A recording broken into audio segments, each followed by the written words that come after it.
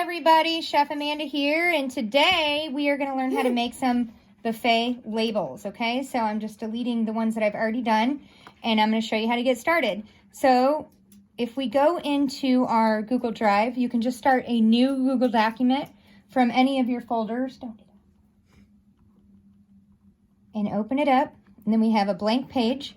We're going to go up, we're going to insert a table, and then I'm going to just highlight and give myself like 10 boxes, which seems to be the magic number for me on as far as how many things are on my buffet usually. So once I've put these boxes in, I can type in them, and then I can go back and center them all later, change the font all, and we're going to do them all at one time. So the first thing we're going to do is just type in our buffet items, feta, bruschetta, and this is from our holiday wedding that Joe is having with his absentee fiance. Balsamic reduction. Okay, and then I'm going to go down, and everything's going to get its own box. Domestic meat and cheeses with grapes and olives. And don't worry that these aren't centered. We're going to go back to that. Apple, almond, stuffed pork, loin, roasted garlic, mashed potatoes. You'll notice I put my adjectives in to make my text sound more enticing, which is very important. Oops. Brussels sprouts with cranberry.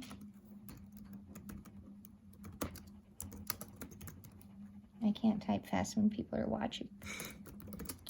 I feel that. Apple cider, pepper gravy. As you can see, we have a very holiday menu here. Stuffed and breaded. And we gave them a second option of chicken because not everybody eats pork.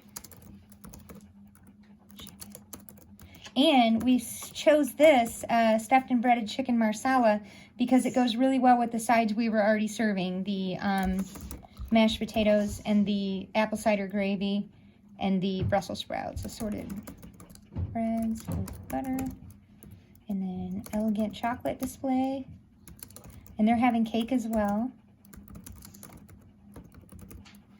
and a panzanella bread salad. So this is pretty typical to have a salad course with bread, and then 2 main entrees, and an appetizer or 2, and then dessert. All right, so now that we have all of our items in, we're going to highlight the entire thing. We're going to come up here and center it to make it look better.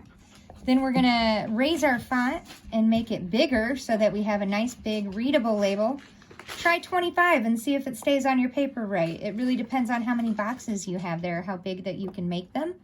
I don't like this font, seems very plain, so I'm going to select something that is more elegant.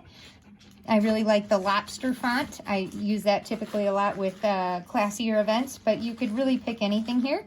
What you want to be sure of is that it kind of matches the event that you're doing, but also that it's in bold print. And I wouldn't recommend going with like colors because black is easiest to read on white paper.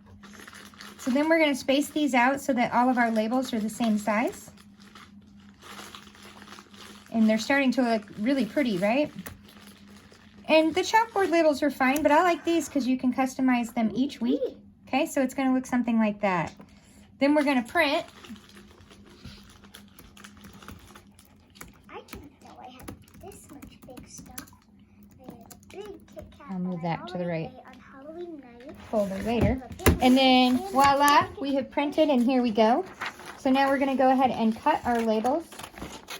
I'm going to hand these off to my assistant Henley, and she will finish the cutting as well when she gets out of her candy bowl.